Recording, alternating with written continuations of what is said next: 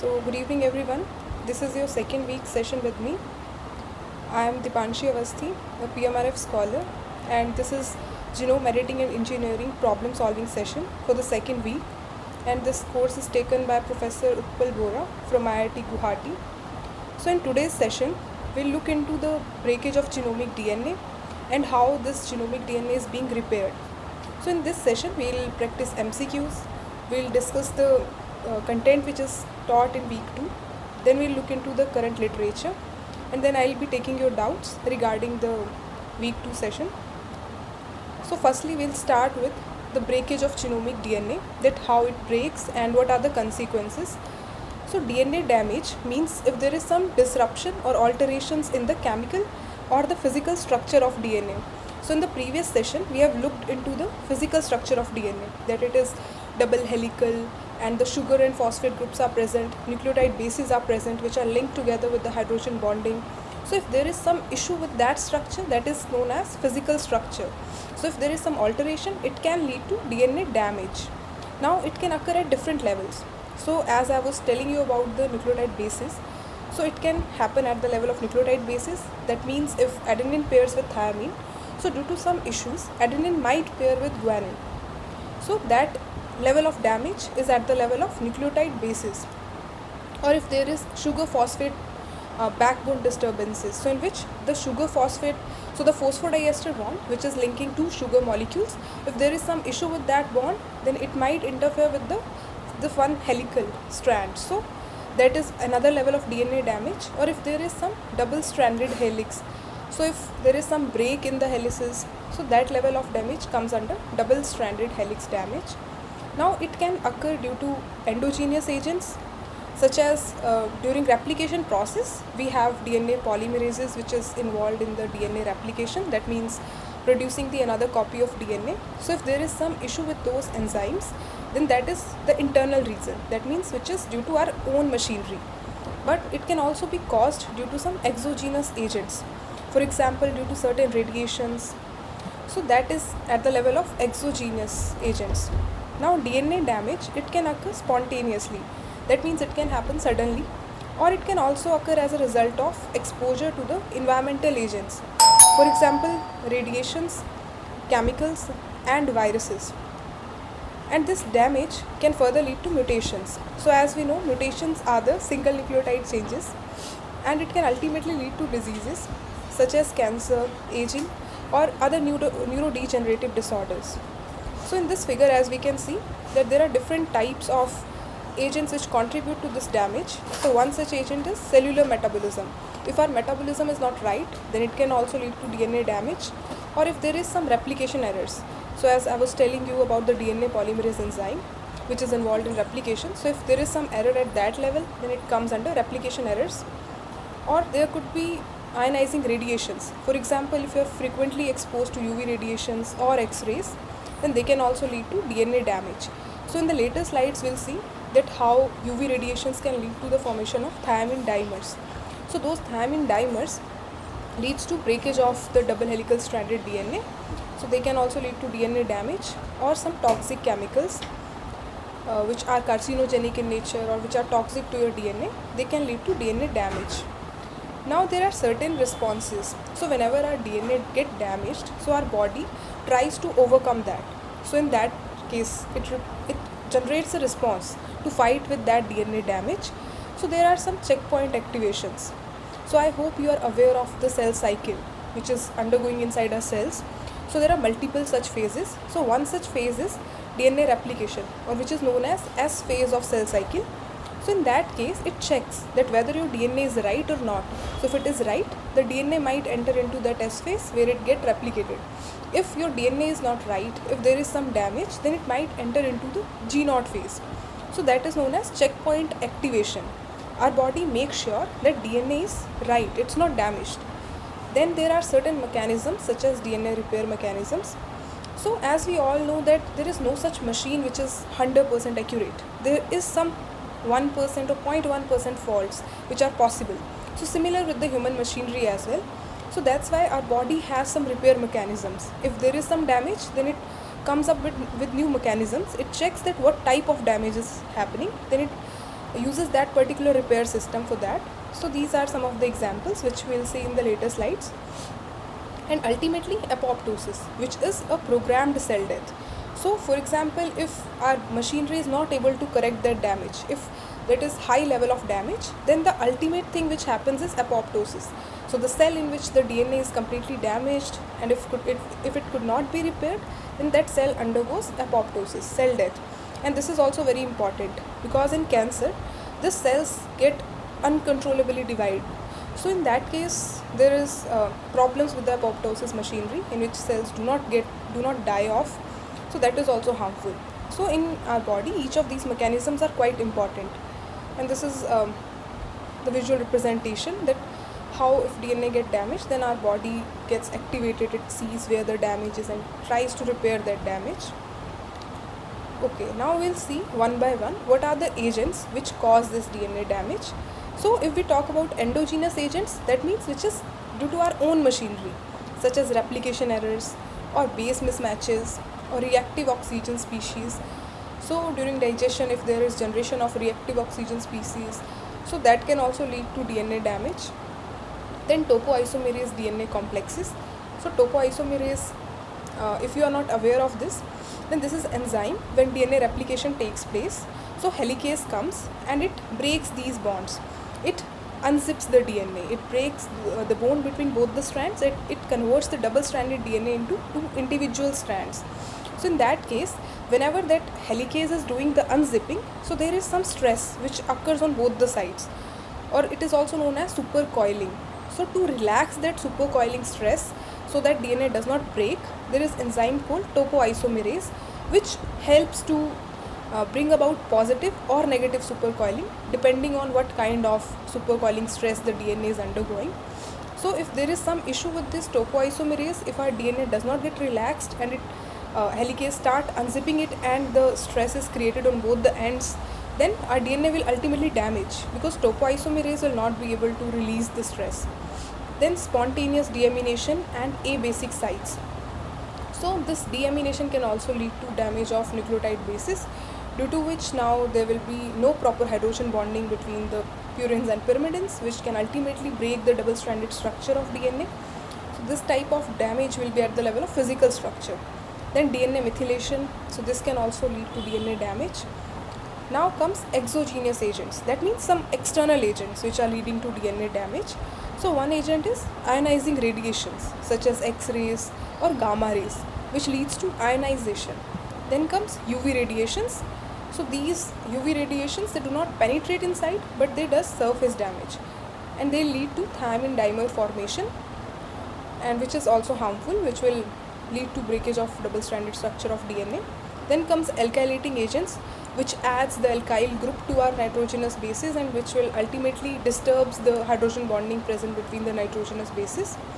Then aromatic amines, so these are also some chemical agents which make bond with the nitrogenous bases, and in natural conditions nitrogenous bases base pair with one another, so purine base pair with pyrimidine. So if the aromatic amines will come, then they will disturb this bonding, which will ultimately break the double helical structure of DNA. Then environmental toxins, so if you are exposed to these toxins or if you take the toxic chemicals, then they will also damage your DNA. And these are some of the examples. So similar examples, for example, if a person is suffering with cancer and he is undergoing the chemotherapy, so chemotherapy also to some extent leads to DNA damage, because in cancer we have uncontrolled cell division due to which cell are continuously dividing, so we want that division to stop. So in that case, with the chemotherapy we brings that DNA damage so that that cell can undergo apoptosis. But if it doesn't suits you, because these drugs or these techniques, they are not very specific, they might affect the normal functioning of your cells as well. So there are some side effects which can occur in later time period due to this chemotherapy or some other radiations. Viruses can also damage the DNA. They can take up the host machinery and then control over you. So these all are the agents which are causing the DNA damage, and these are types of DNA damage such as base mismatches. For example, adenine pairs with thymine, but in this case if thymine is base pairing with cytosine, so this is base mismatch. That means this is not the canonical base pairing, this is a mismatch. Then comes single strand breaks. So this break can also happen if there is alkylation or aromatic amino acid are coming, or some other groups interfering with the nitrogenous bases or sugar phosphate molecules. In that case, single strand structure can break, because sugar phosphate which are linked two sugar molecules which are linked due to phosphodiester bond, if there is some interference with that, for example, if 3' OH group, which is essential to make the phosphodiester bond with the another sugar's 5' carbon, so if that 3' OH group, if it is alkylated, for example if it has OCH3, then it will no longer contribute to phosphodiester bond. In that case, we will see a single strand break. Then there is a possibility that you might see double strand break, or there could be inter-strand cross-links. For example, if thymine dimer takes place, then in that case adenine will not base pair with thymine, but thymine which are consecutive to one another, they will base pair with each other. So that is known as inter-strand cross-links.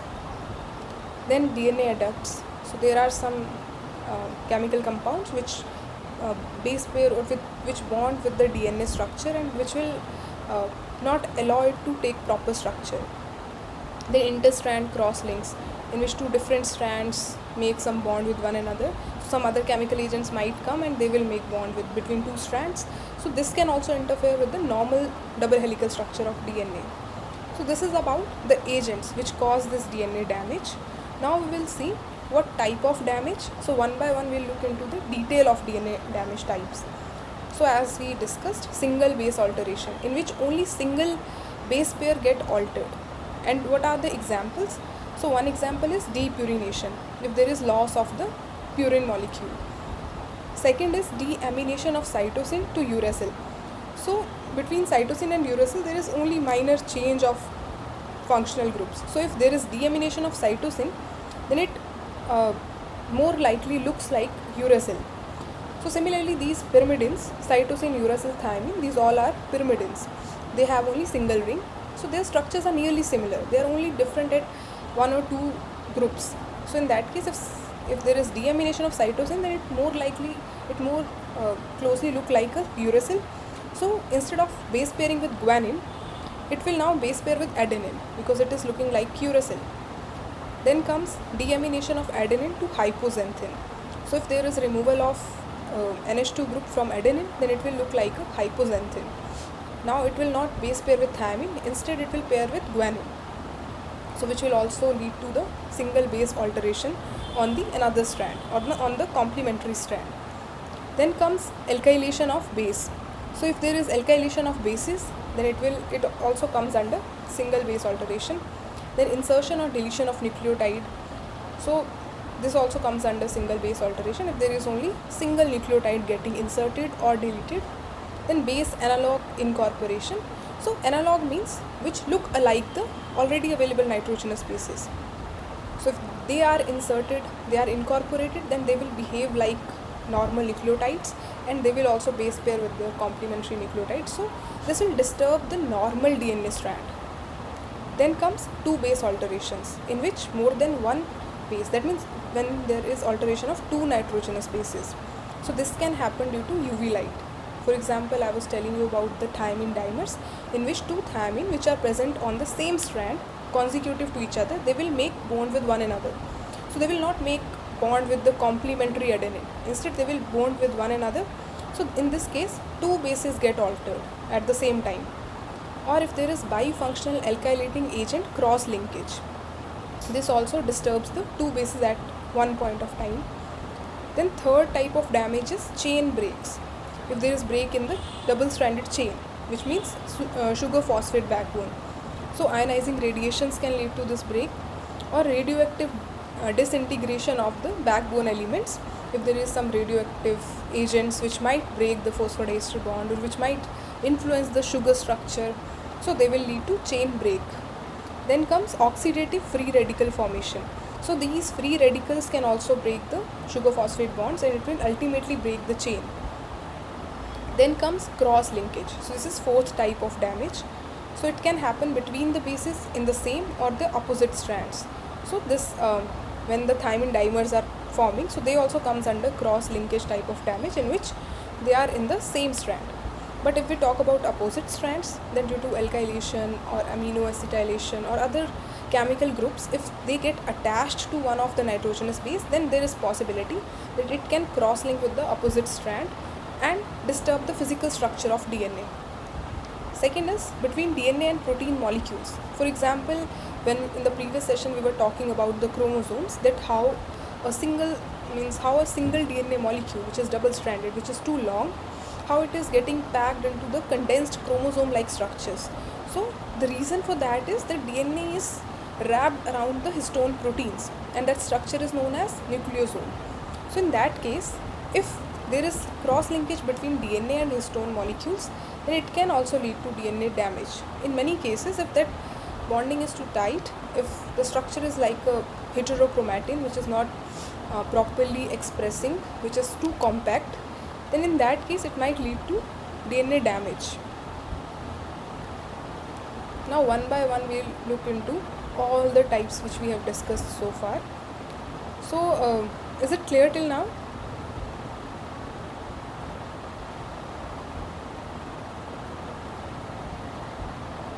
Okay, I'll continue. So if you have any doubts, you can ask in the chat box.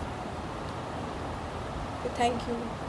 Yeah, so now we'll talk about single base alterations, that what comes under single base alterations.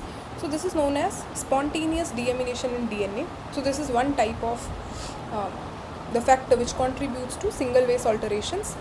So when we talk about deamination, that means D means something is getting removed. Amination means if amino group is getting removed from DNA, then it is known as deamination. Now we must understand that which of the nucleotide bases have amino group. So cytosine, adenine and guanine, they all have amino group in them, whereas thymine and uracil, they do not have amino group, so they cannot undergo deamination. Now cytosine has this amino group at its 4th carbon position, so if it gets removed, then it looks more like the uracil. So if it looks like uracil, then it will base pair with adenine, due to which it will impact the complementary strand which is getting synthesized. Then comes adenine. If amino group is removed from adenine, then it will look like hypoxanthine. So instead of base pairing with thymine, it will now base pair with guanine. Then comes guanine. So if amino group is removed from guanine, so sorry for the disturbance, so it will look like xanthine.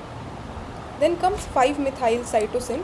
So if amino group is removed from this 5-methyl cytosine, then it will look like thiamine. So in this way, instead of base pairing with the respected nitrogenous bases, they will base pair with those nitrogenous bases which are not complementary to them. So previously it was supposed to base pair with guanine, but due to this 5-methyl group, it is looking like thiamine. So instead of base pairing with guanine, it will now base pair with adenine. So this will lead to the DNA damage.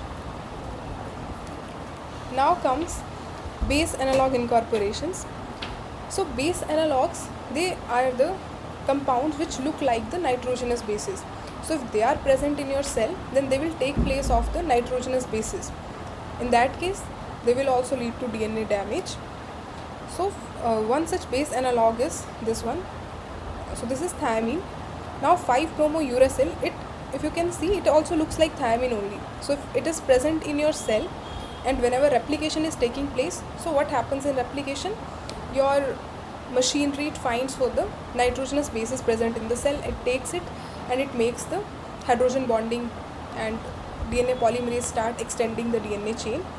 So if instead of thiamine, if 5-bromouracil is present in the cell, then your body will take up this 5-bromouracil and it will make the hydrogen bonding of this with the adenine, because it will think that it is more closely similar to thiamine. So bond will take place, because there is only one single difference between both of them, that is of this bromine group.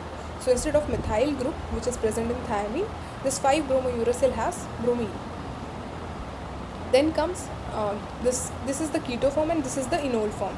So this keto and enol form, this can impact the number of hydrogen bonds which can take place. So if there is OH group present, then there is possibility that instead of double bond, triple bond can take place. As you can see in this form, enol form, there is triple bonding. So 5-bromouracil, if it is in keto form, then it will base pair with adenine. But if this 5-bromouracil is in its enol form, then it will base pair with guanine, because now there are 3 positions, 3 hydrogen groups these 3 positions which can make hydrogen bonding. So in this way, these base analogues can also impact the single base. So that means the complementary base, it can change those bases. So it is leading to single nucleotide alteration or single nucleotide mismatches.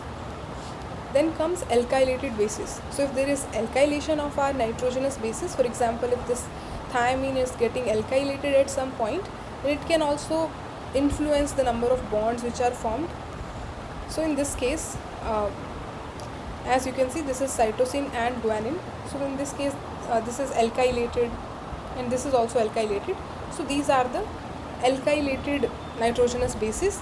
They can impact how the physical DNA strand looks like. So alkylated bases also brings about the single base alterations. They will change the normal structure of DNA, and the possible sites of alkylation are shown here. So these are the sites. If we talk about purines, so purines have double ring structure, whereas pyrimidine have only single ring. So adenine and guanine both are purines, and these are the nitrogen groups which can undergo alkylation. So these are 3 sites which can undergo alkylation. Similarly in guanine also, these are 3 sites, these 2 nitrogen groups and this double bond O, this is the keto group which can undergo alkylation. If we talk about cytosine, then these groups can undergo alkylation, whereas if we talk about thiamine, then these are 3 groups, nitrogen and these 2 oxygens, they can undergo alkylation. So in this way, these are the possible sites which can lead to single base alterations. Now another reasons could be insertion, substitution or deletions. So insertion, for example, in this case, if adenine is present in your cell and it get inserted in between the template strand, because in replication what happens is that your double stranded DNA, it helicase break it into single strand. So both the strand act as template for the synthesis of the new daughter strand. So in that case, there is a possibility that insertion might take place. So in this case, if one nucleotide get inserted, this type of damage is known as insertion, which is as a result of insertion, because it will also insert one new nucleotide in the complementary strand, so which can lead to increase in the length of your DNA. Then comes substitution. For example, if there was C cytosine which was present, now due to substitution, the cytosine is substituted with adenine. So cytosine is removed, now adenine is present. So instead of C triple bond G, now we have A double bond T, which can also influence the double stranded structure of DNA. Then third type of factor which can contribute to this alteration is deletion. For example, some nucleotide might get deleted. So due to some chemical agents, exogenous agents, they might remove some of the nucleotide from your DNA. So in this case, your DNA strand loses one nucleotide. So now it is 8 bases. This is just a representation to show that if your DNA is just 10 bases, then how it get influenced if there is insertion, substitution or deletion. Now comes the 2 base alterations. Till now we have seen single base alteration and what were the factors. Now we'll talk about 2 base alteration in which 2 bases are influenced at the same time. So one reason is UV light induced thiamine-thiamine dimers. So if we are exposed to UV radiations, then the thiamines, if they are present next to each other, if they are consecutive, then they will make bond with one another, they will make dimer. So now they will not make bond with the complementary adenine which is present on the other strand. So in this case, there will be breakage of this hydrogen bond between both the strands. So this will lead to kink in the DNA structure. As you can see here, the irregularity in the structure of double helical DNA strand.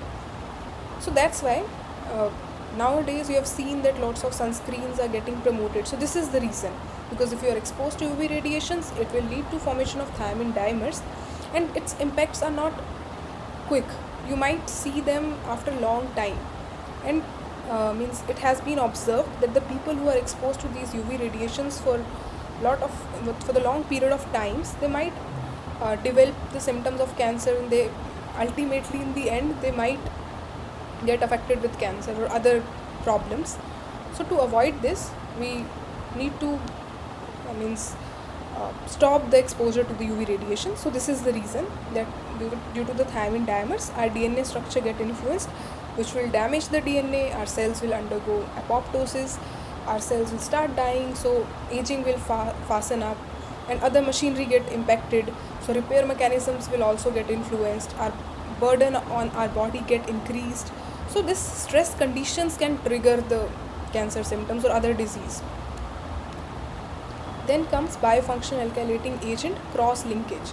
So these agents can also make cross linking between either interstrand or intrastrand, which can ultimately break the physical structure of DNA. So for example, if there is DNA protein cross linkage in which histone proteins might link with the DNA, which can influence the DNA structure, or there could be monoadduct or interstrand cross links between two strands, or intrastrand, that is within the same strand. If the two nitrogenous bases, they make some cross linkage, as we have seen in the case of thymine dimers. So these are the agents which are influencing two bases at the same time. Now third type of damage was chain break, and this chain break, this could either be single strand break or double strand break. So this means if there is break only in the single strand, that means only just one phosphodiester bond is broken, then it comes under single strand DNA break. If there is breakage of two bonds, that means two phosphodiester bonds, then this comes under two-ended double strand break. Yeah, and this is also the same representation, that how the replisome. So many cases you might see that the replisome means the complex, the different proteins are involved in replication, so that complex is termed as replisome in this case. So they have mentioned that how during the, if there is single strand break and the replication is taking place, then how it can influence the new daughter strands which are getting synthesized. So in this case, as you can see, the new DNA which has been synthesized, that is quite short to the normal DNA, to the parental DNA we can say. So these damages comes under chain breaks. And the next type of DNA damage was cross linkage, if there is linkage between the same strand or between two different strands. So monoalkylation could be one reason which could lead to this cross linkage, or intercalation. So between two strands, if there is some chemical agent which is intercalating it, which is joining it together, or interstrand cross linkage between two strands if there is cross linkage, or if there is interstrand cross linked. So that means so there is little issues with this structure. So this is known as interstrand, and this is intrastrand, in which within the same strand there is some cross linkage. Okay, then comes DNA alkylating medications. So this figure shows you that the mechanism of these drugs, which are the DNA alkylating agents. So in chemotherapy, these drugs are being used, and they adds the alkyl group to N7 position of guanine bases in the DNA. So this is my 7th position, 7th nitrogen. So in the previous slides we have seen that there are different sites which can undergo alkylation. For example, this nitrogen, 7th nitrogen, 9th nitrogen, and then this particular nitrogen at the first position. So these are the sites where alkylation can take place.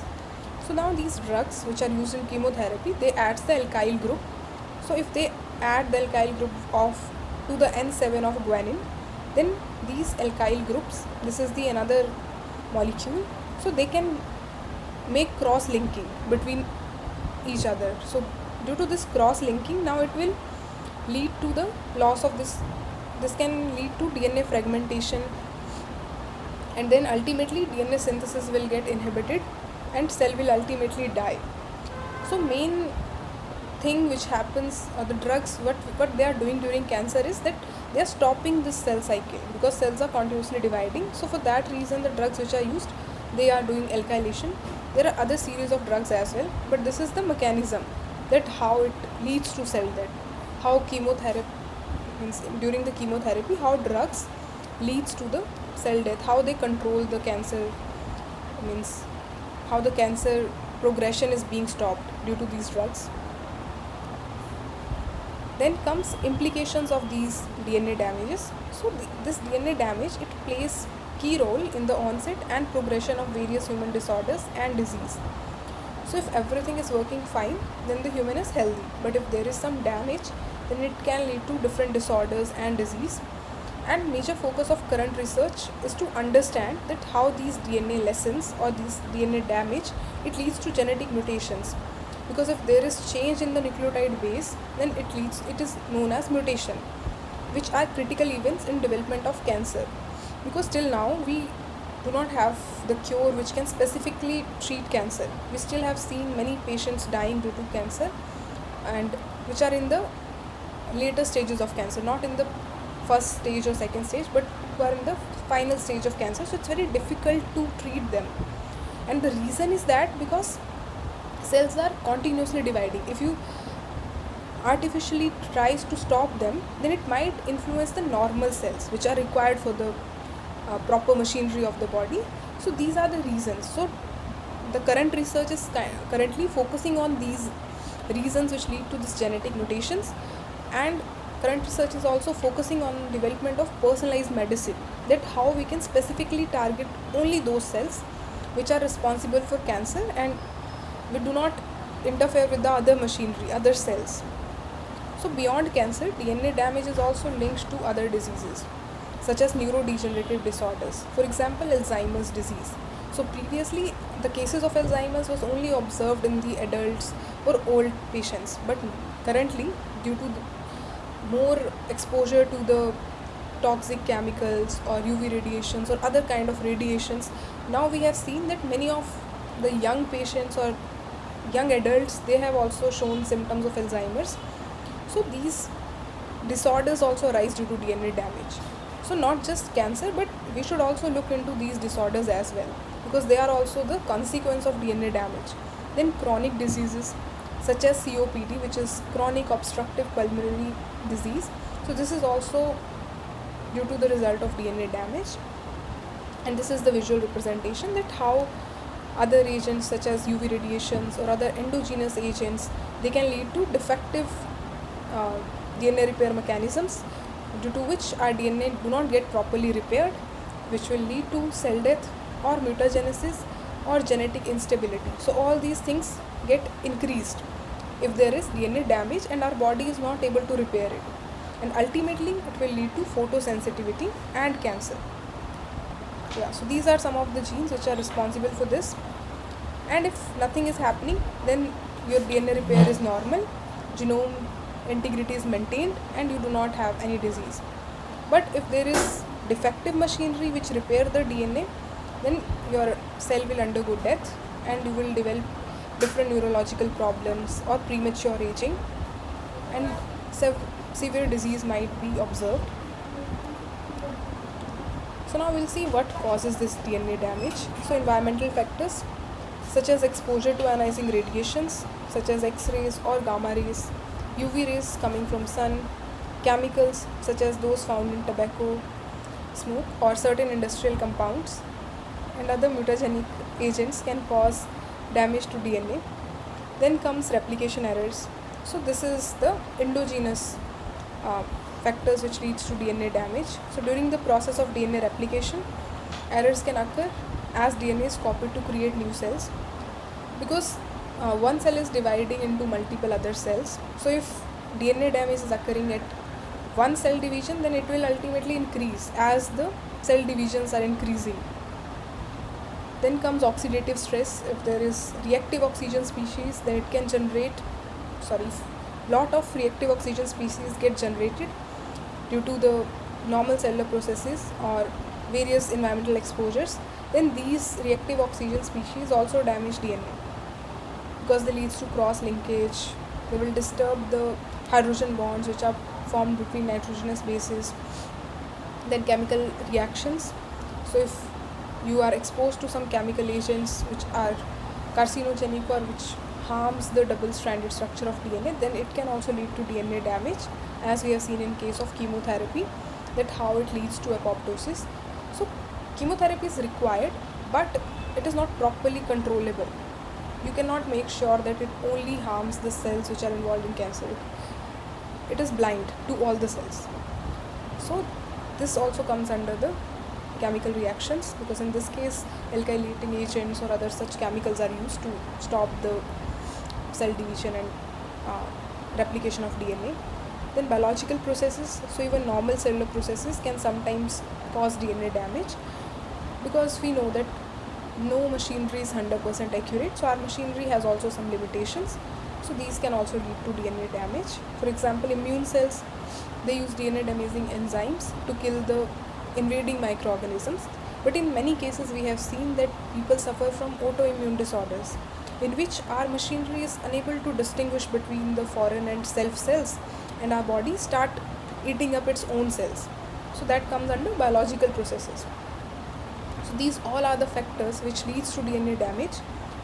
So till now we have seen the types of DNA damage and the factors which are responsible for DNA damage. And this is also another representation. So if you're interested, you can go through the slides. So I'll not go into the detail because we have already discussed them. And this slide talks about what happens if this DNA is not repaired. So we have seen this as well, but I'll just quickly give you a brief about this. So it can lead to metabolic deregulation. Your insulin resistance might increase, interstitial adiposity might increase.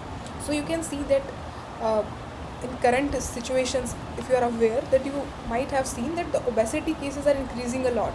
So why it is increasing? Because your DNA is damaged, and if it is damaged, then it means that we have also discussed that DNA is responsible for the synthesis of RNA, and specifically messenger RNA, which will give rise to protein. And proteins are the chemical compounds which are responsible for all the functionality of our body. So if proteins will not be right, and enzymes are also formed with the help of proteins. So if the messenger is not right, then how the result will be right? So protein will also be wrong, then it will impact all the processes which are taking place in your body. So it can lead to metabolic deregulation. Metabolism will not be right. So this is one of the reasons that how DNA damage leads to metabolic deregulation. Then comes autophagy. So as we discussed, that our body starts to eat up its own cells. So that is known as autophagy. Auto means itself and phagy means to eat. So mTOR will get activated. So these are some of the genes. Then proteostasis. So proteostasis is the condition in which the balance is maintained between the proteins which are synthesized versus proteins which are degraded. So that proteostasis balance will get disturbed due to this DNA damage. Your mitochondrial dysfunction can take place due to DNA damage, in which reactive oxygen species might increase, because we know in mitochondria is the powerhouse of cell, in which different processes are taking place. After digestion, different things are many respiratory cycles take place in mitochondria. So in that case, if reactive oxygen species increase, then it can lead to mitochondrial dysfunction. Mutations will increase in the DNA, NAD positive will decrease, biogenesis will not take place, OXPHOS will decrease, and this is the partial pressure between different sites. So inside the mitochondria versus outside the mitochondria, so the proper balance will get disturbed, which will influence the cell, and ultimately your cell will die. Then cellular senescence. So senescence is aging, and in this it is showing all the processes which are involved in the senescence. So if there is DNA damage, then you will quickly attain this stage of senescence, in which the cells will age too fast and it will not get repaired also properly. And then these are the disease. So aging and age related disease will happen, cancer can take place, type 2 diabetes might arise, cardiovascular disease might arise, chronic renal disease might arise,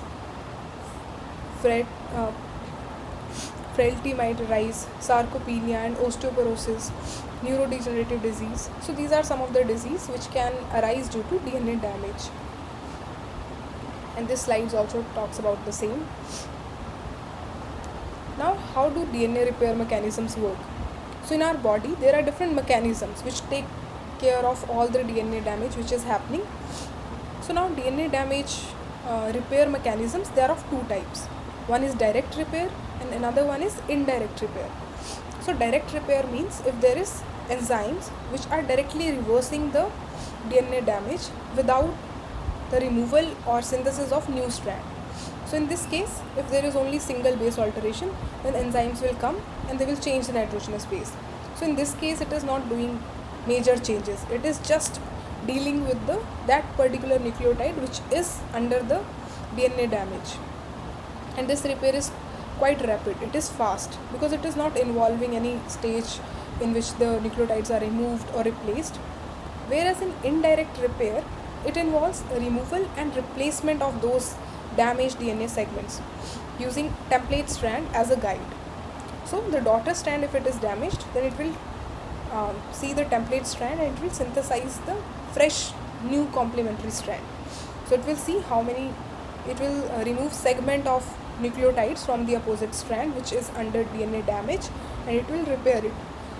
So in this case, it is not just dealing with the part which is under DNA damage, but it is also replacing the segments which are present next to it.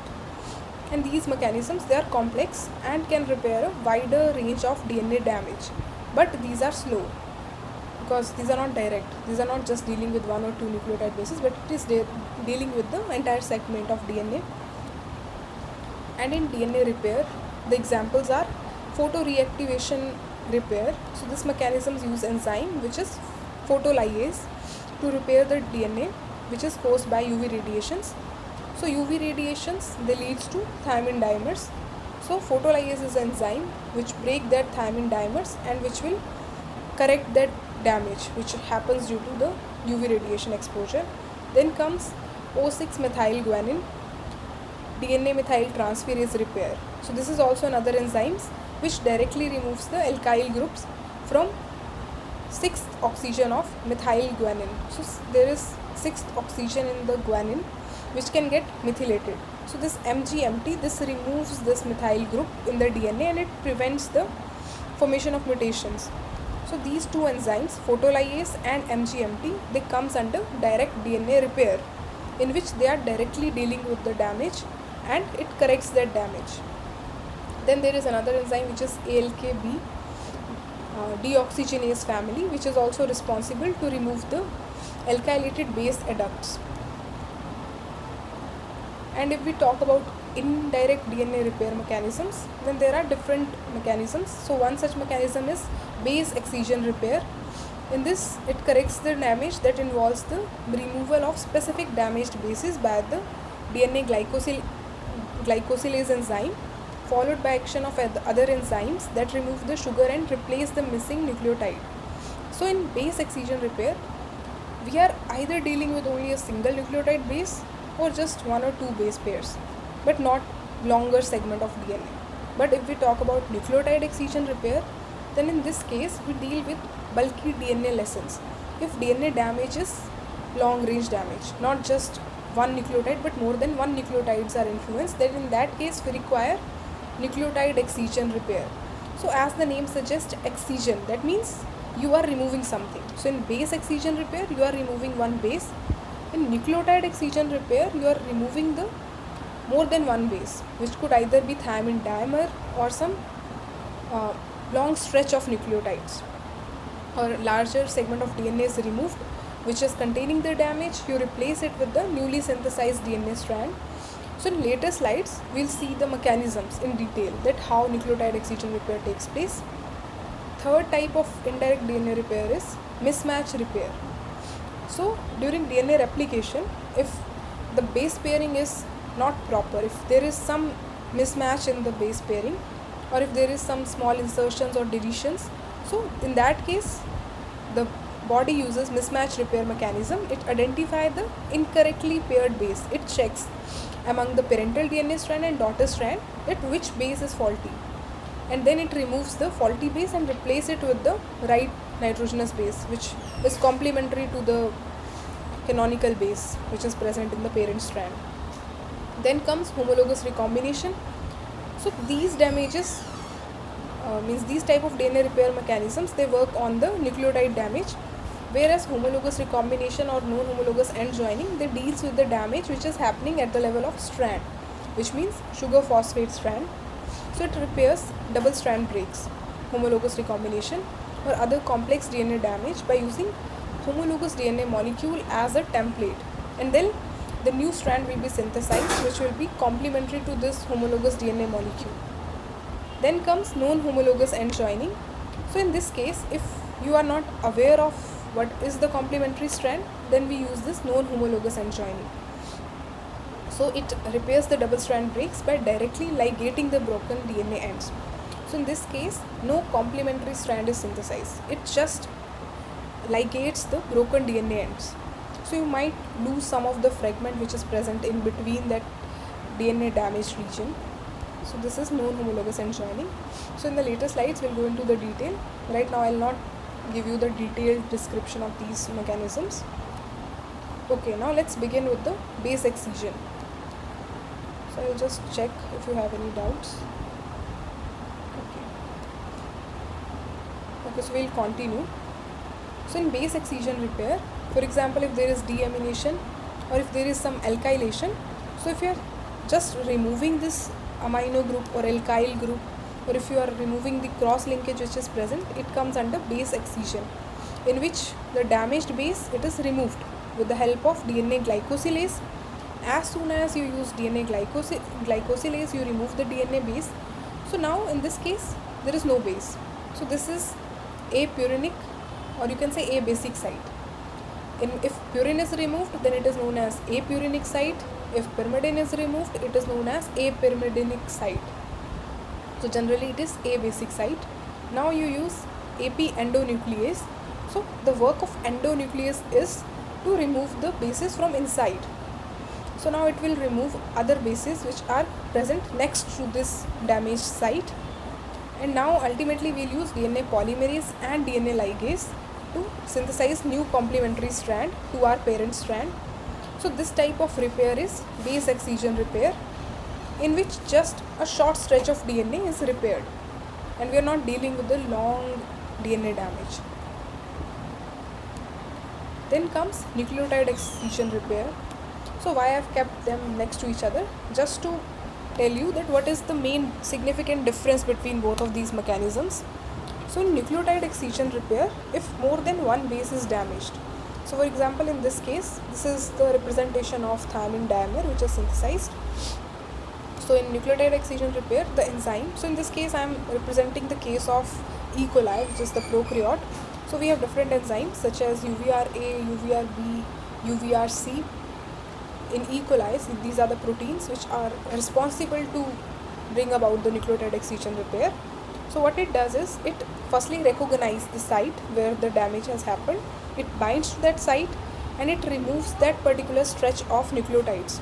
So as you can see in this case, not just 3 nucleotides, but all the 6 nucleotides have been removed from this daughter strand. And then we use DNA polymerase and DNA ligase to synthesize the new complementary strand. So this comes under nucleotide excision repair. And you should remember these enzymes, because these might come in your exam, which are the enzymes which are responsible for this type of repair mechanisms. So in later slides I have generated a table so that you can remember these things. Now I'll talk about the nucleotide excision repair with respect to the eukaryotes.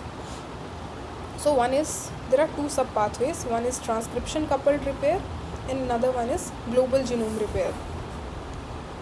So these are 2 subcategories, or you can say 2 sub pathways. So in transcription coupled repair, as you can see the DNA, this is the damage. RNA synthesis is also taking place at the same time. So it is initiated when RNA polymerase stalls at the DNA damage during transcription, because we know that the DNA replication can take place and as well as transcription can also take place. So in transcription, new RNA is synthesized with a complementary to DNA strand. So if there is some damage at the level of DNA and the repair mechanism get activated at the level of transcription, when transcription is taking place, so it comes under transcription coupled repair. That means transcription is also taking place at the same time. So in this case, both the mechanisms are coupled together.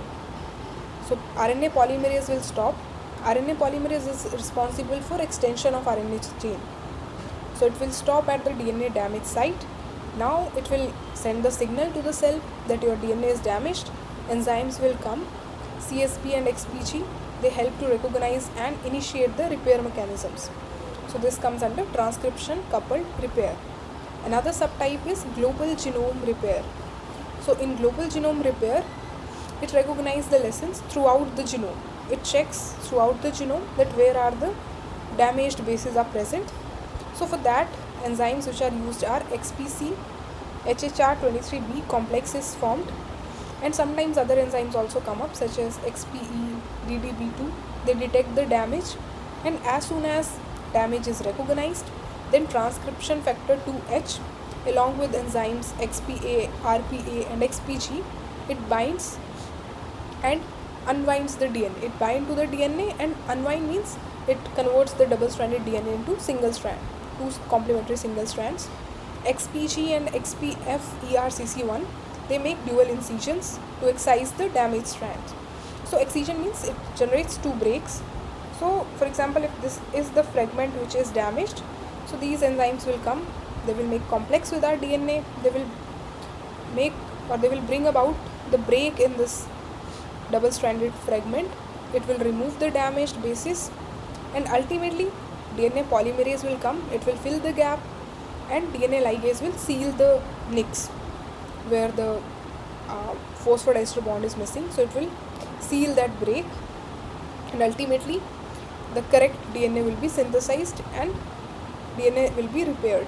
So this process restores the clean DNA template, ensuring proper transcription and replication. Okay, so these are some of the proteins which are responsible in the nucleotide excision repair, and here I have given the functions, that in which function they are involved in. So quickly we'll go through them. So XPC and HR23B, these proteins are responsible for recognition of distorted DNA structure.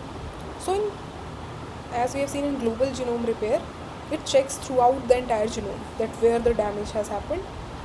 So in this case, this protein is responsible for identifying, recognizing those distorted structures. DDB, it is responsible for recognition of damage and interaction with the chromatin. XPA is responsible for structural function and binding to the damaged strand.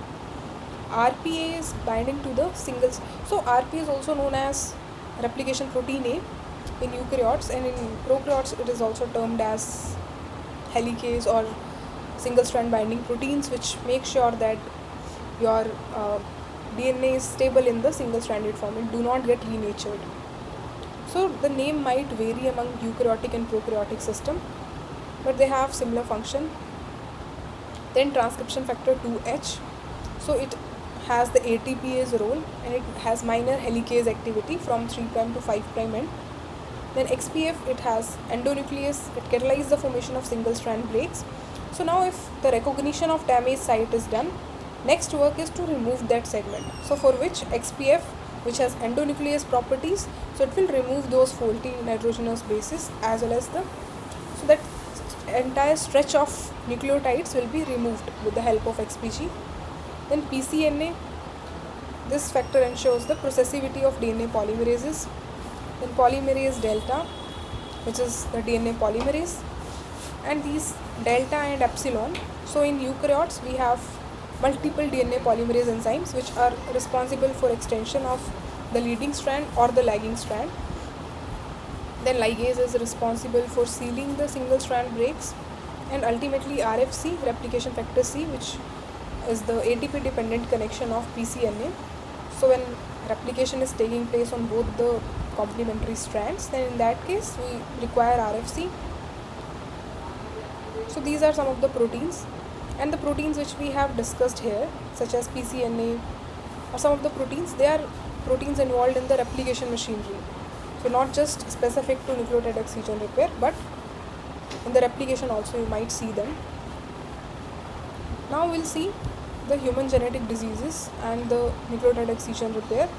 So there are certain diseases which can happen if the nucleotide excision repair machinery is faulty, if it is not working properly. So I'll just check if there is some doubt. Okay, low fidelity polymerase. Yeah. So the cocaine syndrome, so in this case it shows the children who are suffering with this syndrome.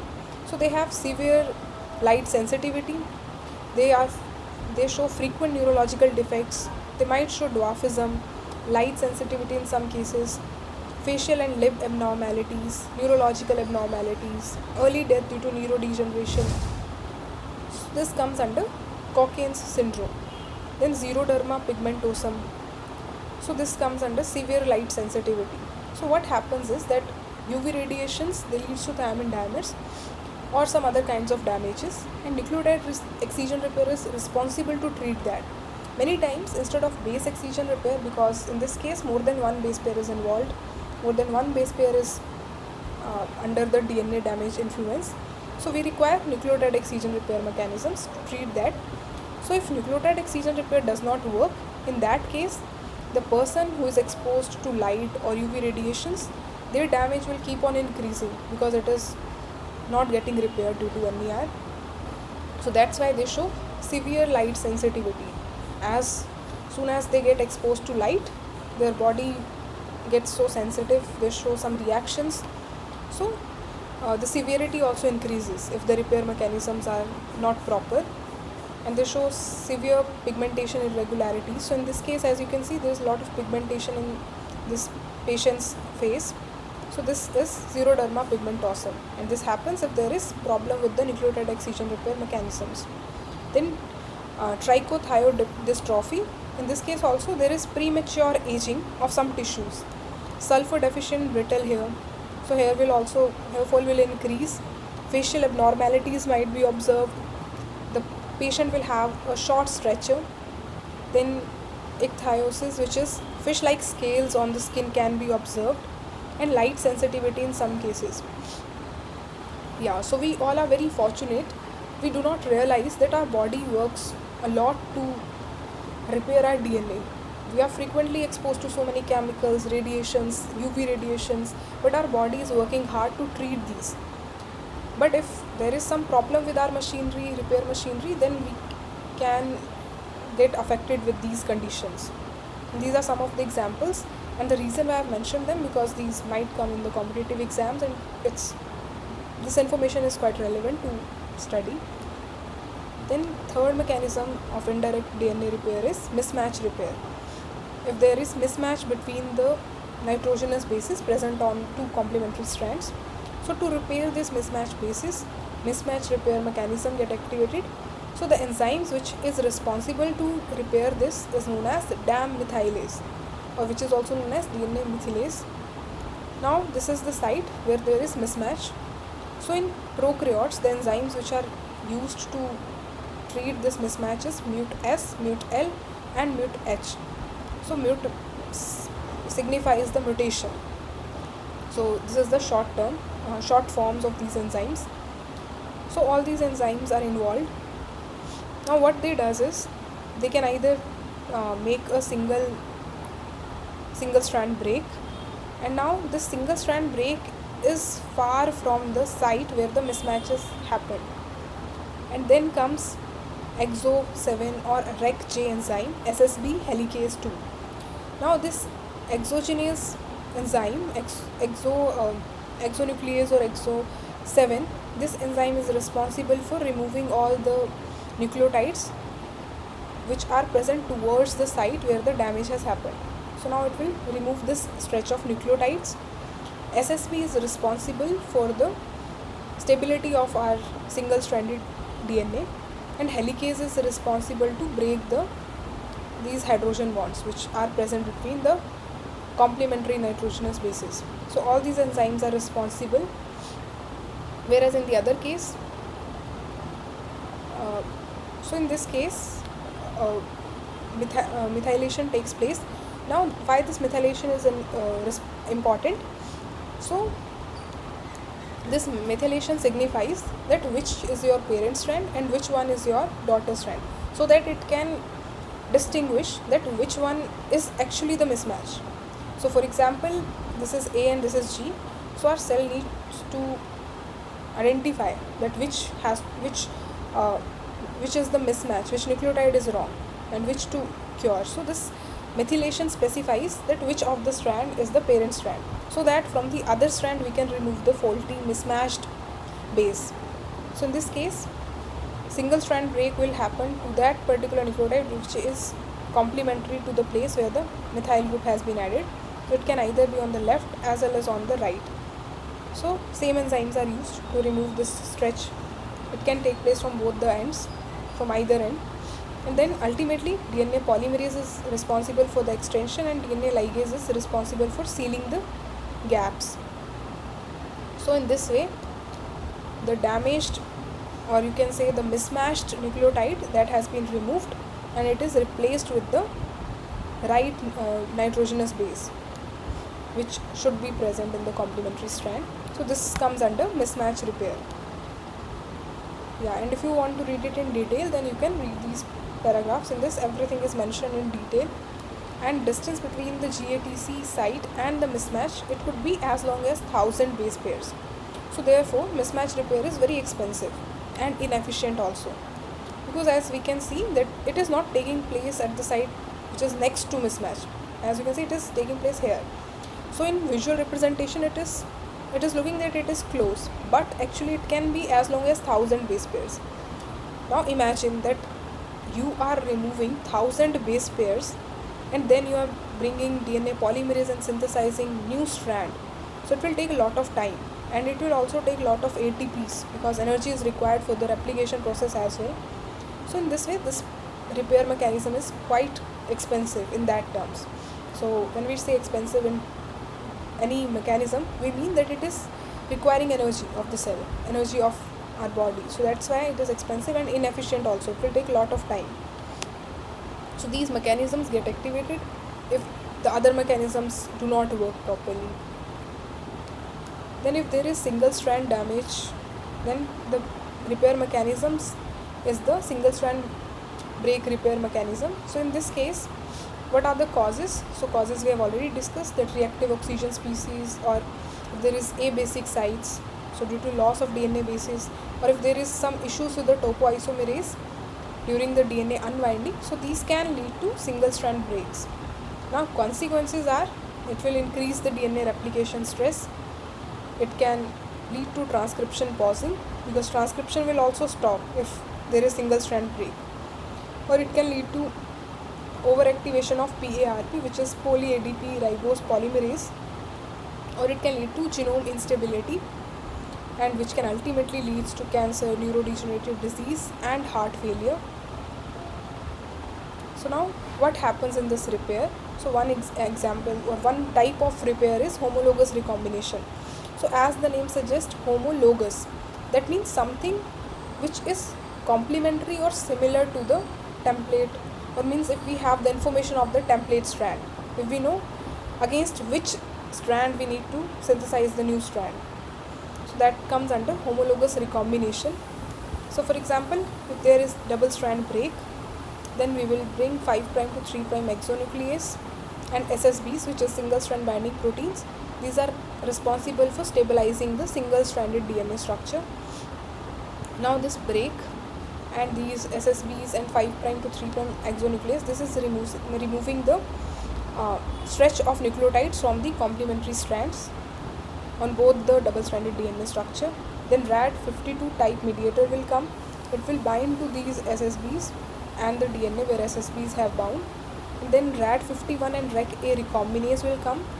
It will remove these and it will bind to this overhanging fragment of double stranded DNA. Then ultimately this RAD51 and REC-A mediated strand invasion will take place, and RAD52 mediated second end capture. So these are some of the mechanisms.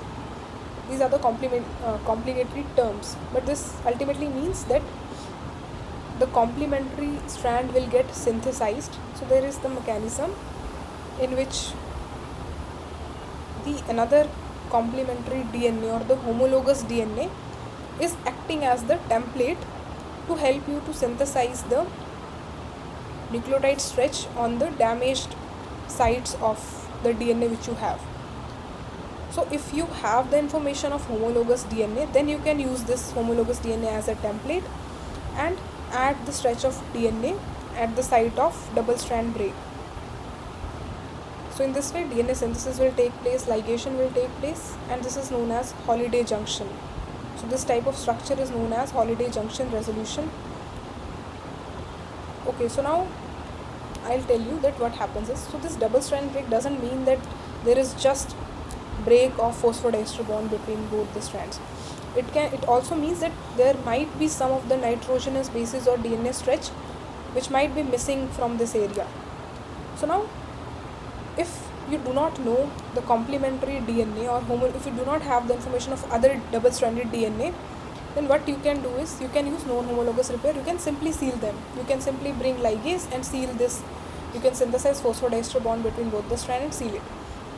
But in many times, the double strand break is such, it has impacted a large fragment of DNA in that case, the new DNA is very short. So to deal with that, if we already know that, because in our different cells the DNA is same, so if we have information of that homologous DNA which is similar to the DNA which has undergone the damage, then we can use that information, we can use that complementary DNA or homologous DNA as a template and synthesize the missing fragment which is missing due to the double strand break. Okay. So now let's see the non-homologous end joining. So if we do not have any homologous DNA which can act as a template, so in that case we only are left with the option of non-homologous end joining, which will directly seal this bond, which will directly ligate it. So now in this case the enzymes which are used are Ku80 and Ku70 in case of prokaryotes, and DNA PKCS which joins the end, and this Ku70 and Ku80 is responsible to bind to the broken DNA ends. So Ku70 and 80, it recognizes that where the DNA breaks are present, and then DNA PKS will join to these ends and ligase 4 will come and it will seal the gap. And steps, okay, so this I have already discussed, that Ku will recognize it, then ultimately DNA PKCS will bind to it, it will send the signal, it will bring the ligase, and ligase will ultimately seal this break. So in this case, if your double strand break has missed lot of nucleotides in between, then that information will be lost in the non-homologous end joining.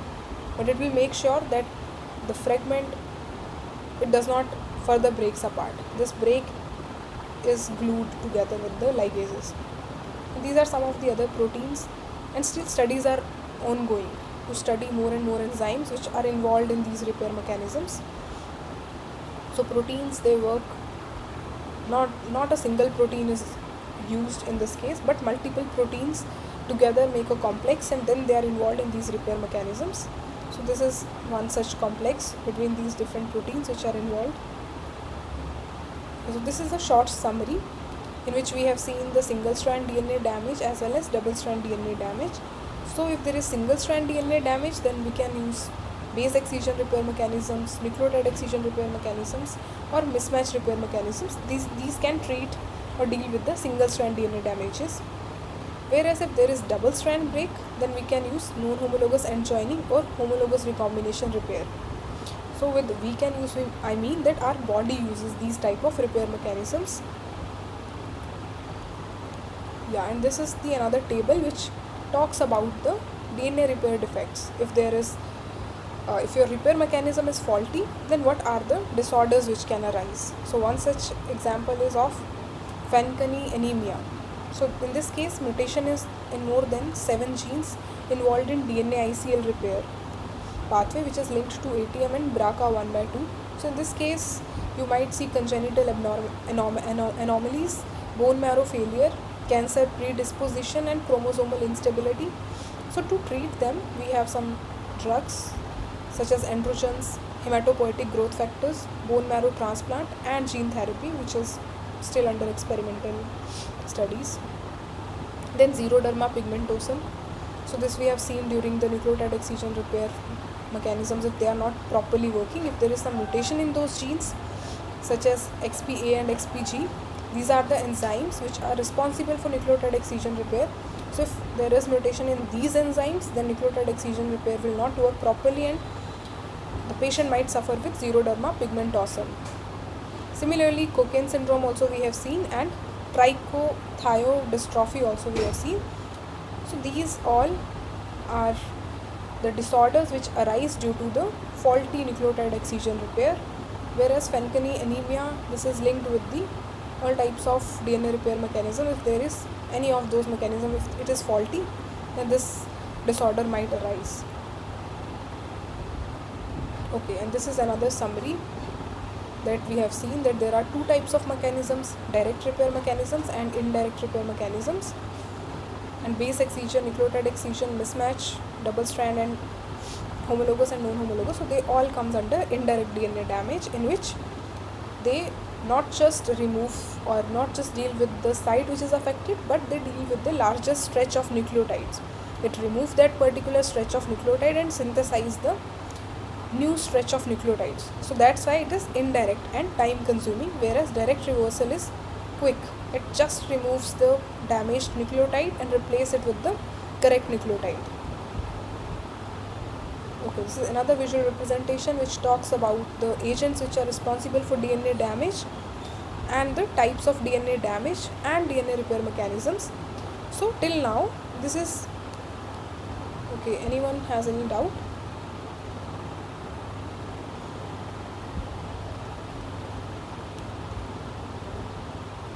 Okay, yeah. So till now what we have studied is, we have seen that these are the agents which are responsible for the DNA damage, such as replication stress, oxygen radicals, ionizing radiation, chemotherapeutics, and similarly UV light, polycyclic aromatic hydrocarbons. These all are the agents which leads to DNA damage. And what kind of DNA damage? So base mismatch, and for which we have the DNA repair mechanism which is known as mismatch mediated repair, or MMR. If there is single strand break, then we have base excision repair. If there is double strand break, then we have homologous recombination, or we can also use non-homologous end joining as well. If there is interstrand crosslinks, then the repair mechanism which get activated is non-homologous end joining. If there is bulky adducts or intrastrand crosslinks, then we use nucleotide excision repair. So in this slide, it shows you that what kind of damage is repaired by what type of DNA repair mechanisms, and what are the agents which leads to this type of damage. So this is a summary slide. Now this is the add-on concept. So SOS repair mechanisms is generally observed in E. coli or bacteria, that they have this, if none of the DNA repair mechanisms work, then this is the last mechanism, which is also known as save our soul repair mechanism, which handle extensive DNA damage, particularly when damage is so severe that the standard repair mechanisms such as base excision repair or nucleotide excision repairs, they are not just sufficient. So this is also referred to as error prone repair process, because it can introduce mutations in the repaired DNA, and this is the emergency response by bacteria to severe DNA damage. For example, if bacteria is exposed to extensive UV radiations, or if there is stalled replication forks. So the enzymes which are mainly used is DNA polymerase 3 along with the specialized form of DNA polymerase 4 or DNA polymerase 5. So if you have studied replication, then you might know that most of the times we have only taught with 3 DNA polymerases, which is DNA polymerase 1, DNA polymerase 2 and DNA polymerase 3. And in replication we mainly talks about DNA polymerase 3, that it is responsible for extension of the daughter strand, and we have seen that DNA polymerase 1 comes in the end, which is responsible for proofreading and removing the primers, but we have not looked into DNA polymerase 4 and 5 till now. So these two polymerases, these come when there is DNA repair mechanism. So during DNA repair mechanisms, these polymerases get activated and they are responsible to synthesize the correct stretch of nucleotides. Yeah, so this is also important concept with respect to the competitive exams, that DNA polymerase 4 and 5, they are involved in DNA repair mechanisms. And what is the process? So when the DNA is extensively damaged, then regular DNA replication or repair mechanisms are blocked, because our cells are not able to decide which mechanism could be used, because none of them could work. So SOS repair pathway is activated. Specialized polymerases, which we have seen 4 and 5, they get activated and recruited, and these polymerases, they can bypass the damaged DNA regions, which can allow the replication to continue. But it is error prone because if DNA is damaged, then at that particular segment the faulty nucleotides or faulty nitrogenous bases can come. So mutation, there are high chances of mutation. But the main logic is that it is helping the cell to survive, because otherwise your cell will undergo apoptosis and cell will die. So SOS is doing this is the last mechanism, that although it inserts certain mutations, but it will ultimately help the DNA to survive. It will skip those sites which have undergone the damage. So this is the case in the absence of DNA damage.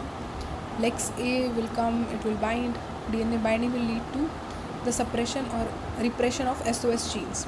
So there are such genes which are responsible for this SOS repair mechanisms. So in normal scenarios, the Lex A comes and it binds to that genes and it will repress them. So in this case, the DNA is properly replicating. But if there is some damage, then Rec A is another protein which get activated. Now this Rec A, it will bind to the site where the DNA is damaged, and Rec A binding will lead to autoproteolysis. That means it will break down the Lex A. The Rex A, which was responsible for suppression of these SOS genes, so it will break down this Lex A. Now these genes are no longer suppressed, which are responsible for SOS, due to which RNA polymerase will come. It will generate mRNA with respect to those genes, and those genes, after RNA has been synthesized, specifically mRNA, so proteins will also get synthesized, and with proteins I mean the enzymes which are responsible for this repair mechanism. So this repair mechanism will get activated, and it will lead to synthesis of the new DNA strand, which will skip the sites where the damage has happened, which will still continue the DNA replication. So this is the SOS repair mechanism, and this is just add-on concept. Now we will practice the MCQs. So is it clear till now? Okay, so somebody has asked that any out of these repair mechanisms have really been performed nowadays, and what is the success rate? So these repair mechanisms are inbuilt mechanisms which are already taking place in our body. So these are not externally implemented. These are already taking place inside our body. Yeah, and each mechanism has some kind of success rate. So for example, it depends that what kind of damage has taken place. So we have already seen in the summary slide that if the damage is only at the level of one nitrogenous base, then the repair mechanism which get activated is base excision repair. Or if it can be treated with the direct repair, then direct repair mechanism is firstly implemented. So our body is very clever. It decides that which repair mechanism is less expensive, which requires less energy, and which is very quick. So in that way, our body decides it, and it specifically starts with that mechanism or implements that mechanism which is less expensive or which utilizes less energy. Yeah, so each of these mechanisms are right depending on that what type of damage has happened. Whereas we have seen that if there is mismatch repair, so mismatch repair mechanism is quite expensive and it will take long time, so that has less success rate. Okay, now let's begin with this. So which one of these is not an endogenous source of DNA damage? Option A is DNA base mismatch, option B is DNA methylation, option C is ultraviolet radiations, and option C is topoisomerase DNA complexes. So all of you have answered option C. Yeah, you are right, because UV radiations are not endogenous, but they are exogenous source of DNA damage. Now next question is, choose the correct sentence regarding the DNA base mismatches. Option A, DNA mismatches are the defects in DNA that occur due to complementary base alignment in the same base pair of the DNA duplex. Option B, a transition is when a purine nucleotide is changed into pyrimidine, or a pyrimidine nucleotide is changed into a purine. Option C, transversions are any mutations in which a purine is replaced with a pyrimidine or vice versa. And option D is transitions are more likely to change the amino acid sequence of proteins than trans versions. So you need to choose the correct sentence. So which one is correct? Okay.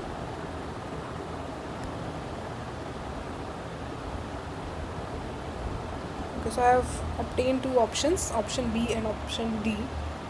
Okay, now let's see what is the right answer. So right answer is option C. So you need to choose the correct option. So when we talk about trans versions, so there are two types of mutations, or we can say two types of DNA mutations which take place. So one is transition, in which purine is replaced with another purine, or pyrimidine is replaced with other pyrimidine. For example, A is replaced with guanine and T is replaced with cytosine. So this type of change is transition. And transversion is if purine is replaced with pyrimidine and pyrimidine is replaced with purine.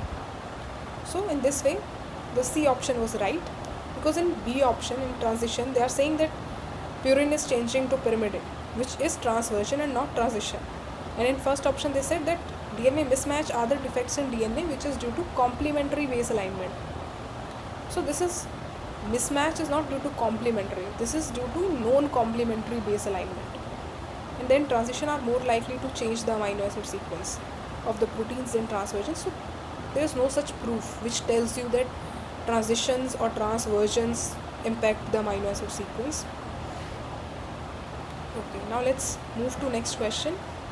So next question is, deamination is the process of removing dash from a molecule. Option A, an amino group. Option B, a carboxyl group. Option C, hydrogen. Option D, none of the above. Yeah, you're right. So all of you have mentioned option A, and it's right because as the name suggests, deamination, that means amino group is removed. Now question fourth is, which one of these is not true regarding the alkylating agents? So option A, alkylating agents transfer alkyl groups to DNA. Option B, simple methylating agents generate adducts at H and C atoms in DNA bases. Option C, O-alkylations are strong mutagens, whereas N-alkylations are less mutagenic. And option D is N-alkylated purines are the primary product of DNA methylation. Okay, so you have mentioned option C, D, and somebody has mentioned option A. Okay, so the right answer is option B. You have to mention one of them which is not true. So option B says, yeah, this is funny. Simple methylating agents generate adducts at the H and C atoms in the DNA bases.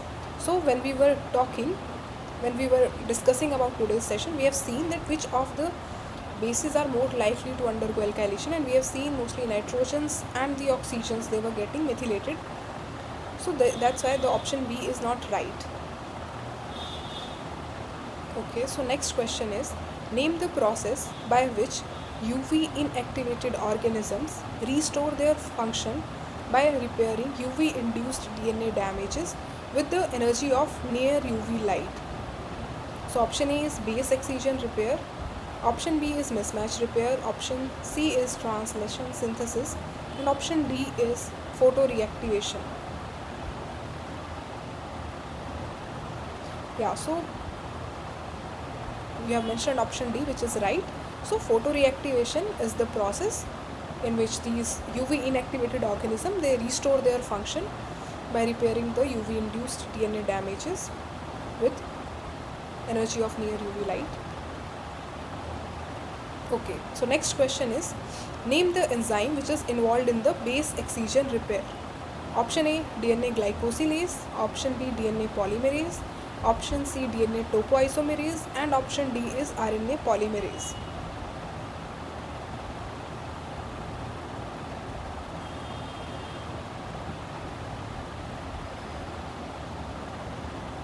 Okay, now let's see the right answer. So the right answer is option A, DNA glycosylase, which is the enzyme which is involved in the base excision repair. Okay, if we talk about DNA polymerase, then this is the enzyme which is responsible to synthesize the new stretch of nucleotides. So among all of them, this option is more accurate. But what if the DNA glycosylase is not present? So in that case, DNA polymerase can also work. But in this case, just a single nucleotide base is getting removed, so due to which DNA polymerase has not much role. But if it would be nucleotide excision repair, then DNA polymerase has also role in it. Similarly, DNA topoisomerase, this is just to relax the stress which happens on the double helical structure of DNA during the unzipping of DNA. So this is also not involved in base excision repair. And RNA polymerase is activated during the transcription when RNA strand is synthesized. So right option is option A. Now next question is, which of these is not involved in single strand break repair? Option A is PARP1, poly-ADP ribose polymerase 1, XRCC1, which is X-ray repair cross-complementing protein 1, TLS polymerase, and PNKP, which is polynucleotide kinase 3-phosphate. Okay, so you mentioned option C. Yeah, you all are right. So TLS polymerase is not involved in single strand base repair, single strand break repair mechanism, and rest other enzymes we have already seen that they are involved. Okay, so next question is, which of these disorders is associated with severe photosensitivity resulting in sunburn and skin pigmentary changes? Option A, Fanconi anemia. Option B, xeroderma pigmentosum. Option C, Cockayne syndrome. And option D, trichothiodystrophy.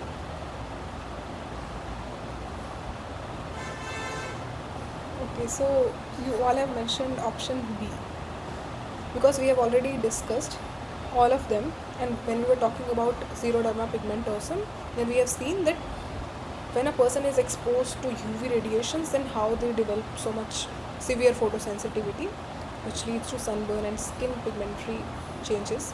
So yeah, option B is right. Okay, now you have to choose the correct group of proteins which are involved in E. coli DNA mismatch repair pathway. So option A is MUT-SLH, DNA helicase 2, exonuclease, DNA polymerase 3 holoenzyme, and DNA ligase. So you need to select that option which is like serial wise, that which enzyme is used first, and then okay, so I hope you got that thing. You have to choose them in ascending order. Then option B is MUT-S, MUT-L, MUT-H, DNA helicase 2, exonuclease, DNA polymerase 3 holoenzyme, and RNA primase. Similarly, C option is MUT-S, MUT-L, MUT-H, DNA helicase, exonuclease, RNA polymerase 2 holoenzyme, and DNA ligase. And option D is MUT-S, MUT-L, MUT-H, DNA helicase 2, endonuclease, DNA polymerase 3 holoenzyme, and DNA ligase. Okay, so most of you have opted for option A and one is for option B. Okay, so yeah, the right answer is option A, which is MUT-S, MUT-L, MUT-H. So in all the options, this is mentioned first, and we all know that, yeah, first of all, these enzymes are most important because they are responsible to recognize the site where the mismatch has happened. Then comes DNA helicase, which will unzip the double-stranded DNA. Then exonuclease will come, which will remove all the segments of DNA which are close to the mismatch site. So during the mismatch repair mechanism, we have seen that how exonuclease remove that segment of nucleotides, and we have also seen that this MUT-S, MUT-L, MUT-H, when they bind, then the excision, or you can say the exonuclease activity, it might start 1000 base pair away from the mismatch site. So due to which this repair mechanism is quite expensive. So exonuclease comes after helicase, after the single strands have been produced. Then from one of the strand, exonuclease removes the segment of nucleotides. Then DNA polymerase 3 holoenzyme comes, which will synthesize the complementary strand to the parent strand, and ultimately DNA ligase will seal the gaps. So this is the correct order.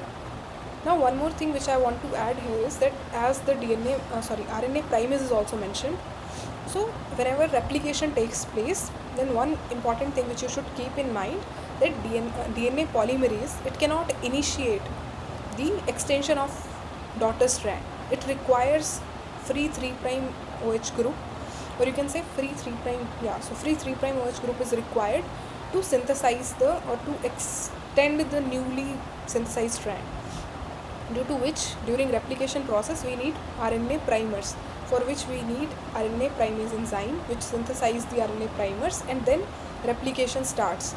But in this case, in mismatch repair, because the mismatch is in between the longer fragment of double stranded DNA, and it is not at the end, due to which now we do not require the primer, because already we have the single stranded fragment on both the strands. So free 3' OH group is available.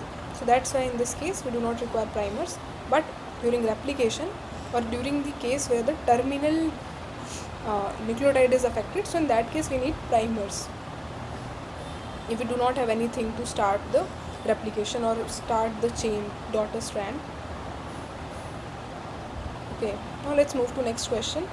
So don't worry if you are not able to get the clarity of the things which I am talking now, because it comes under molecular bio, and this course is not about the mechanisms of replication or all those mechanisms, so it's all right. Now next question is, which one of these is the enzyme involved in repairing the DNA damage caused by exposure to UV light? Option A, DNA glycosylase, option B, DNA helicase, option C, DNA ligase, and option D is DNA photoligase.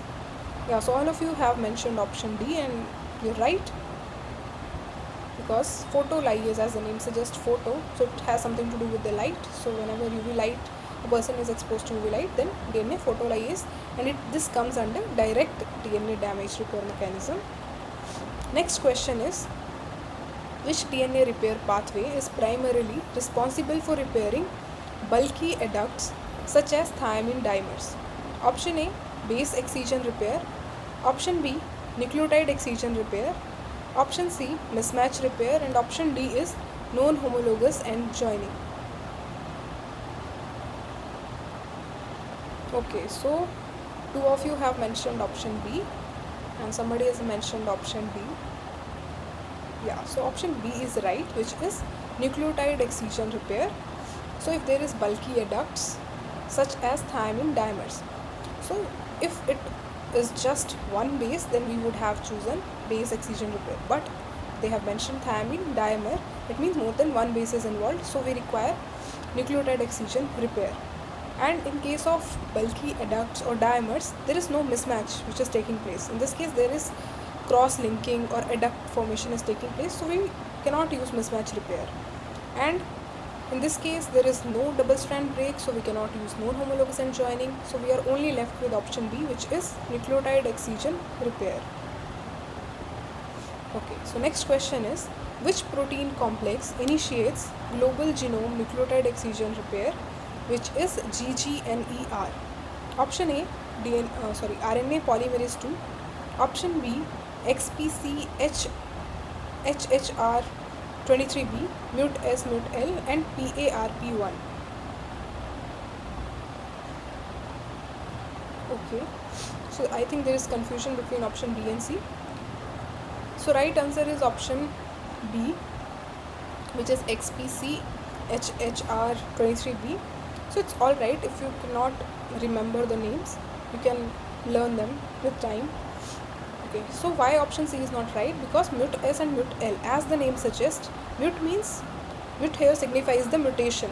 So keep this thing in mind, that whenever MUT word comes, it is linked with something mutation. Mutation means some change, or just keep in mind that it might be linked to mismatch. So MUT-S and MUT-L are involved in mismatch repair and not in nucleotide excision repair. So right answer is option B. Next question. In transcription coupled NER, which is nucleotide excision repair, what triggers the recognition of DNA damage? Option A, DDB2 binding. Option B, RAD51 recruitment. Option C, RNA polymerase stalling. And option D is DNA ligase activity. Okay, so you are right. So option C is RNA polymerase stalling. So when we were talking about two subtypes of nucleotide excision repairs, so one was entire genome level nucleotide excision and second was transcription coupled nucleotide excision repair. Then we discussed that, as the name suggests, transcription coupled, that means the nucleotide excision repair which is taking place along with transcription. So the thing which trigger this is RNA polymerase stalling, because RNA polymerase is responsible for transcription, and for transcription it is considering the strand of DNA as the template. So whenever it finds that there is some damage, in that case RNA polymerase will stop. So that is known as RNA polymerase stalling. This will send signal to the cell that there is some DNA damage, and then it will activate transcription coupled NER mechanism. So you can say it will activate NER mechanism just because transcription is also taking place, so that's why its name is transcription coupled NER. Okay, next question is, what type of mutation results when 5-methyl cytosine undergoes deamination? Option A, C to A transversion. Option B, G to A transition. Option C, C to T transition, and option D is G to T transversion.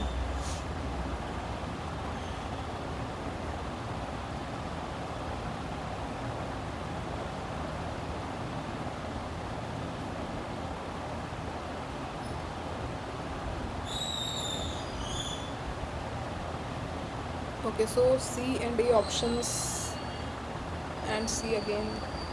Okay, so you're right. Option C is the right answer, which is C to T transition. Now why? Because when we were talking about base analogues, or we were talking about alkylation, then we have seen that 5-methyl cytosine has amine group in it. So if amine group is removed, then it more likely it looks like uracil. And if methyl group is also present, then it actually looks like uracil, and then it will base pair with adenine, and ultimately the transition will take place from C to T. So instead of C, whenever new strand will be synthesized, then in that case, because this deamination will convert 5-methyl cytosine into uracil, now the complementary strand will have adenine, and ultimately when new strand will be synthesized, it will incorporate thiamine. So that's why this is known as C to T transition.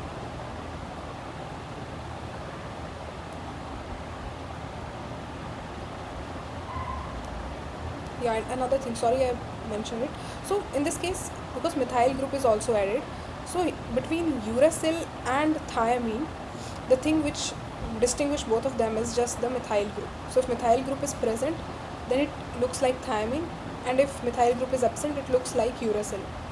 So that's why this is C to T transition. Okay, next question is, which of the following is a bifunctional DNA glycosylase? Option A, OGG1. Option B, NEIL1. Option C, APE1. And option D is XRCC1.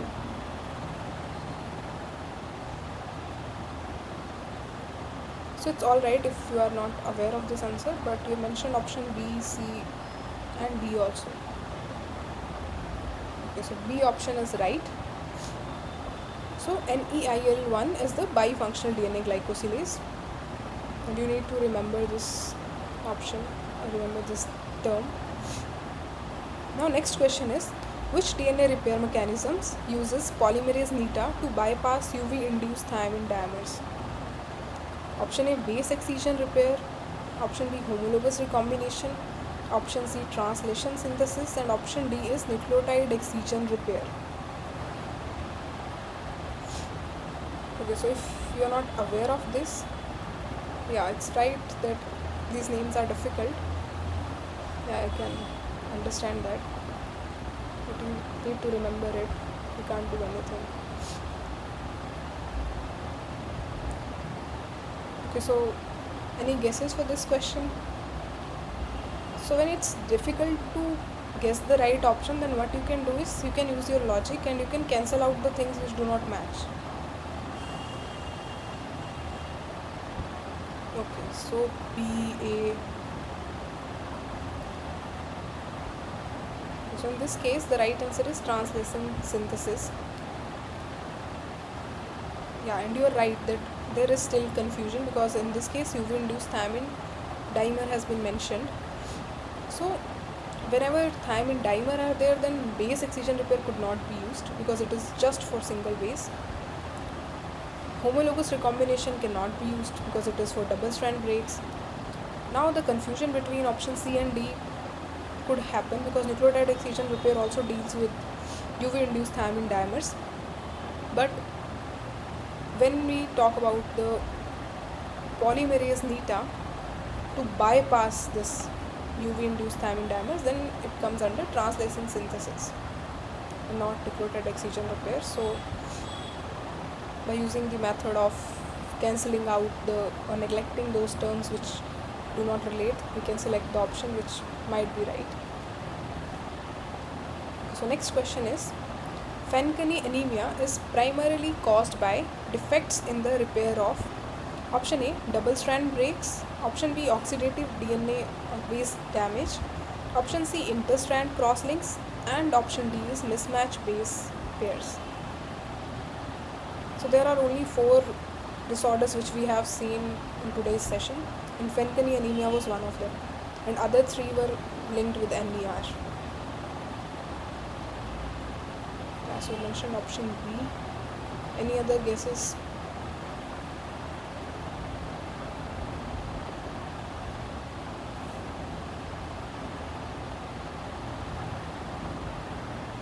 Okay, option C. Because during the session we have seen that Fanconi anemia arises if there is problem with the repair mechanisms, but we have not seen what kind of repair mechanisms exactly. Okay, now let's see. So you're right, the right answer is option C, which is interstrand crosslinks.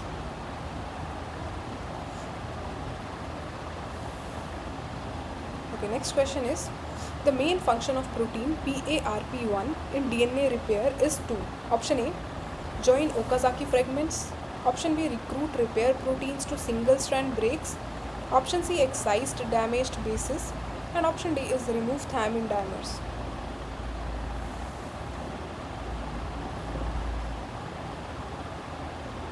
Okay, so most of the options are option C, and B also is there.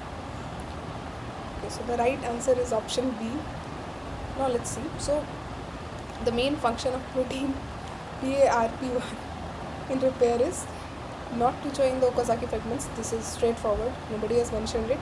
But if we talk about option B, so it recruit the repair proteins to single strand breaks. So this is right. Then option C is excise damaged bases. So for this we use exonucleases or endonucleases, which excise the damaged bases, which removes that strand. So most likely PARP1 is, it brings about, it recruits the repair proteins when there is single strand breaks. Yeah, so this is the right answer, which is option B. But as I have discussed that not a single protein is only involved, but proteins make complexes and then they are involved. So it's alright if you get confused with the excise damaged bases, because we have seen that many proteins were mentioned together, and then it was mentioned that they are involved in the repair. So you might get confused with excised damaged bases. But keep this thing in mind that it is involved in the recruitment of repair proteins. Now next question is, which enzyme removes the 3' phosphate group during single strand break repair? Option A, DNA polymerase beta, option B, TDP1, option C, PNKP, and option D is XPA. So you need to tell the enzyme which is removing the 3' phosphate group.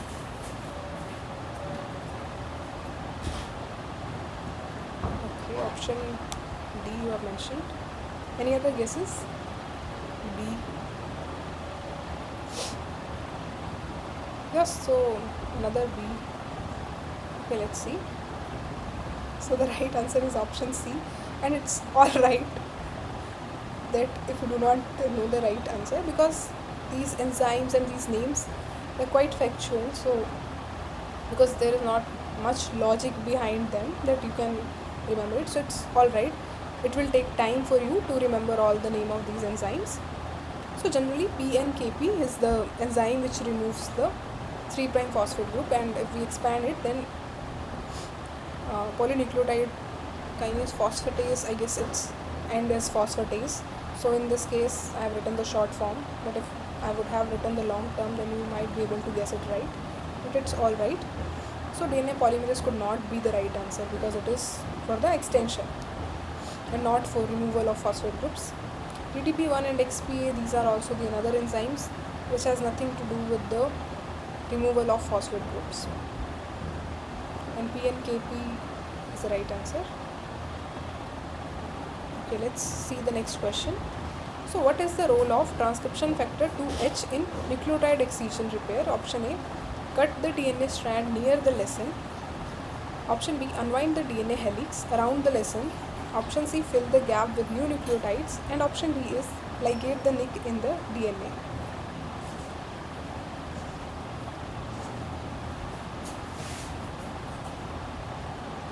Okay, option A and B has come. Another B.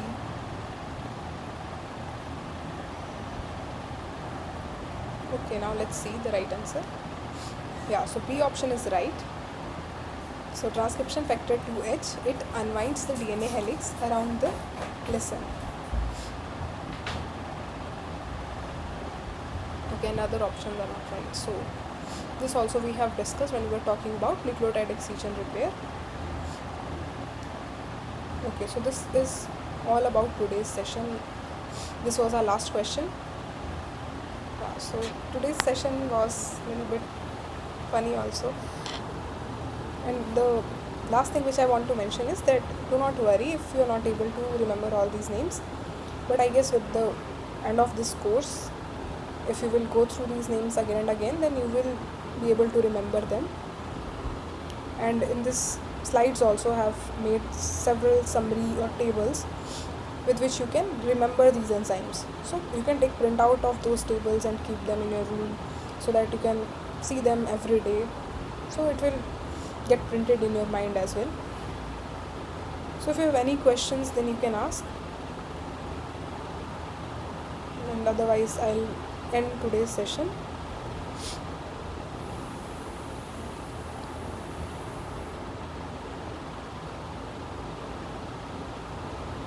Okay, thank you very much.